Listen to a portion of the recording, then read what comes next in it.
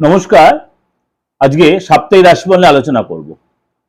আজকে বলবো 23 ফেব্রুয়ারি two 1 March সারাটা সপ্তাহ গ্রহ রাশির সিচুয়েশন অনুযায়ী আপনাদের কেমন যাবে 12 রাশি। তার আগে বলি 26 তারিখে অর্থাৎ 26শে ফেব্রুয়ারি মঙ্গল মকর রাশি থেকে কুম্ভ রাশিতে প্রবেশ করবে।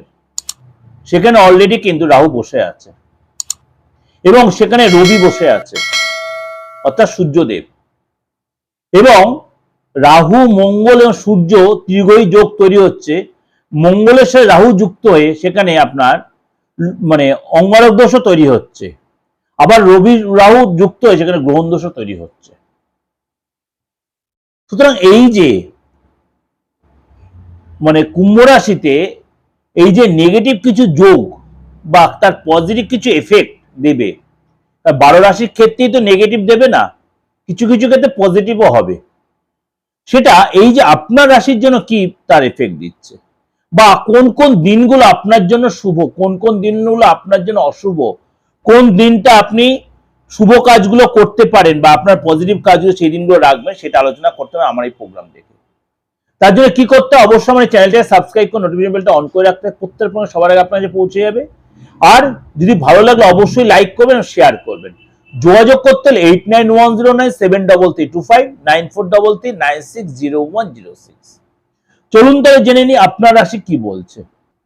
মকর রাশি। মকর রাশি এই সপ্তাহে রাস্তায় চলাফেরাতে অবশ্যই সচেতন ছোটখাটো দুর্ঘটনার যোগ রয়েছে। এই সপ্তাহে কোনো ভুল কাজে আপনি ফেসে যেতে পারেন, চাপে পড়ে যেতে পারেন, এবং এই সময় আপনার অর্থ আসবে ঠিকই, কিন্তু আপনার অর্থ কিন্তু বেরিয়েও যাবে।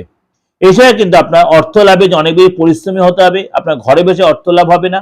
এই সপ্তাহে আপনার সন্তানের কাছ থেকে কোনো কষ্ট আসতে পারে।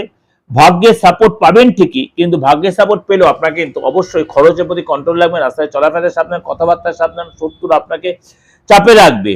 এই সপ্তাহে পরিশ্রম আপনাকে করলে আপনি অবশ্যই তার রেজাল্ট কিন্তু আপনি পাবেন।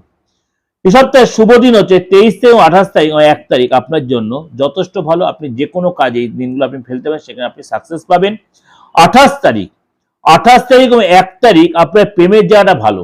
28 তারিখ এবং 1 তারিখ হচ্ছে আপনার নতুন করে প্রেম আসতে পারে, এক্সটার্নাল রিলেশন হতে পারে, বা আপনি প্রেম না করে আপনি অবিবাহিত, আপনার নতুন করে প্রেমে আপনি জুড়ে লাগতে বা আপনার ভালো লাগতে পারে। 26 তারিখ 27 তারিখ আপনাকে সতর্ক সচেতন থাকতে হবে। 26 তারিখ এবং 27 তারিখ আপনাকে অনেক বেশি সতর্ক সচেতন থাকতে হবে। সেদিকে কোনো সিরিয়াস কাজ, এমার্জেন্সি কাজ বা কোনো পজিটিভ কাজ বা শুভ কাজ সেদিনকে অ্যাভয়েড করবেন। আপনাকে শুভ দিন হচ্ছে আপনার শনিবার। অর্থাৎ এটা ওভারঅল প্রেজেন্টেশন দিলাম, অবশ্যই আপনাদের ভালো লাগবে, এবং ভালো লাগলে অবশ্যই লাইক করবেন, শেয়ার করবেন। যোগাযোগ করতে হলে বুকিং এ ফোন করে নেবেন।